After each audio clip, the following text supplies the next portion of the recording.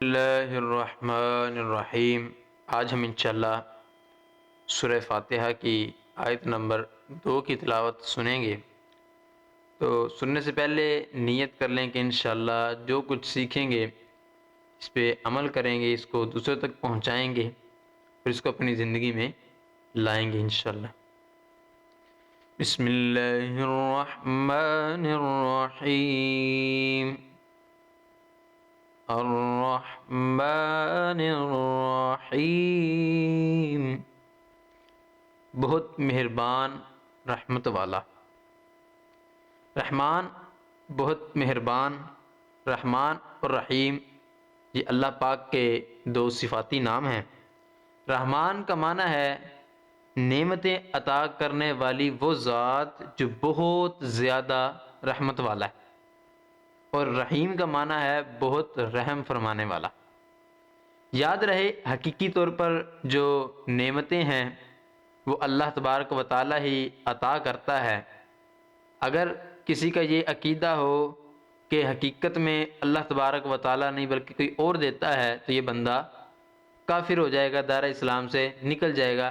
لیکن بہت سارے لوگوں کو یہ شک و شبہات ہیں کہ جو سنی حضرات ہیں یہ جا کر مزار سے مانگتے ہیں، لیکن ایسا نہیں ہے، بلکہ حقیقت میں وہ اللہ سے مانگتے ہیں لیکن وہ وسیلہ دیتے ہیں۔ یہ الگ بحث ہے، لیکن اللہ پاک یہ حقیقی طور پر عطا فرمانے والا ہے، نعمت عطا فرمانے والا ہے۔ وہی تنہا ہے جو اپنی رحمت کا بدلہ نہیں لیتا۔ اللہ رب العزت کی واحد ذات ہے جو کسی سے بدلہ نہیں لیتی، اور ہر چھوٹی بڑی روحانی، جسمانی، اسی طرح دنیاوی اور اخروی جو نعمتیں ہیں یہ اللہ ہی عطا فرماتا ہے۔ اور دنیا میں جس شخص تک جو نعمت پہنچتی ہے اس کو اللہ تبارک و تعالی ہی عطا کرتا ہے، کیونکہ کسی کے دل میں رحم پیدا کرنا اور رحم پر قدرت دینا، نعمت کو وجود میں لانا، اور اسی طرح دوسرے کا اس نعمت سے فائدہ اٹھانا اور فائدہ اٹھانے کے لیے عزا کا سلامت رہنا، یہ سب اللہ پاک کی طرف سے ہے۔ اب چونکہ جو بھی بندہ کسی کی مدد کرتا ہے یا اللہ رب العزت کا شکر ادا کرتا ہے یا اللہ رب العزت کی فرما برداری کرتا ہے، یہ اللہ رب العزت کی عطا سے ہے۔ اللہ پاک جسے چاہتا ہے عطا کرتا ہے۔ آپ نے دیکھا ہوگا کہ بہت سارے لوگ ایسے ہیں کہ جن کو سب کچھ ملا ہوتا ہے لیکن پھر بھی شکوے کر رہے ہوتے ہیں۔ یہ اللہ پاک کی توفیق ہے، اللہ پاک جسے چاہے عطا کرے۔ اسی طرح لکھتے ہیں ابو عبداللہ محمد بن احمد قرطبی رحمۃ اللہ تعالی علیہ فرماتے ہیں کہ اللہ تبارک و تعالی نے رب العالمین کے بعد اپنے دو صفاتی نام کو ذکر کیوں کیا؟ اس کی کیا وجہ ہے کہ جب اللہ رب العزت نے فرمایا کہ وہ تمام جہانوں کا رب ہے، رب العالمین فرما دیا، تو اس سے سننے والے اور پڑھنے والے کے دل میں اللہ تعالیٰ کی عظمت کی وجہ سے اس کا خوف پیدا ہو۔ اس وجہ سے اللہ پاک نے اپنا جو دو صفاتی نام ہے رحمان اور رحیم یہ ذکر کیے رب العالمین کے بعد۔ تو اس کے ساتھ ہی اللہ تبارک و تعالیٰ کے دو اوصاف رحمان اور رحیم ذکر کیے گئے جن کے ضمن میں اللہ تبارک و تعالیٰ کی اطاعت کرنے کی ترغیب ہے۔ یوں ہی ترتیب اور ترہیب دونوں کا بیان کیا گیا تاکہ وہ اللہ تعالیٰ کی اطاعت کرے اور اچھی طرح راغب ہو اور اس کی نافرمانی کرنے سے روکے رہے۔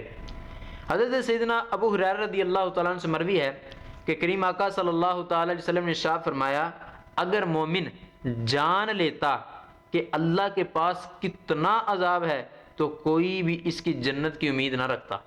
آج کل ہم جنت کی امید رکھے بیٹھے ہیں، حالانکہ ہم نہ نیکیاں کرتے ہیں نہ اللہ کے احکامات کو پورا کرتے ہیں، لیکن پتہ نہیں ہم کس خوش فہمی میں ہیں کہ ہمیں جنت مل جائے گی۔ تو حضرت ابو ہریرہ رضی اللہ عنہ فرماتے ہیں کہ اگر یہ مومن جان لیتا کہ اللہ کے پاس کتنا عذاب ہے تو یہ جنت کی امید نہ کرتا، اور فرمایا کہ اگر کافر جان لیتا کہ اللہ کے پاس کتنی رحمت ہے تو اس کی جنت سے کبھی نا امید نہ ہوتا۔ دونوں کا ذکر کیا، مومنین کا بھی اور کافروں کا بھی۔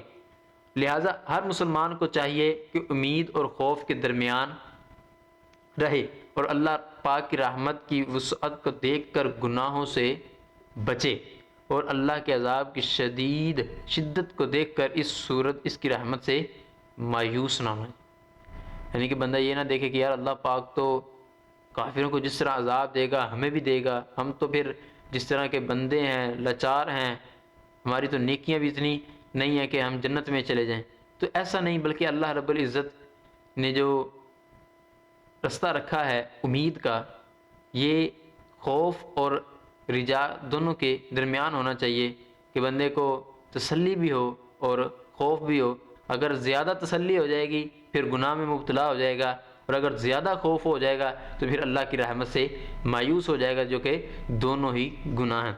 آگے فرماتے ہیں کہ کسی کو رحمان اور رحیم کہنے کے بارے میں شرعی حکم کیا ہے؟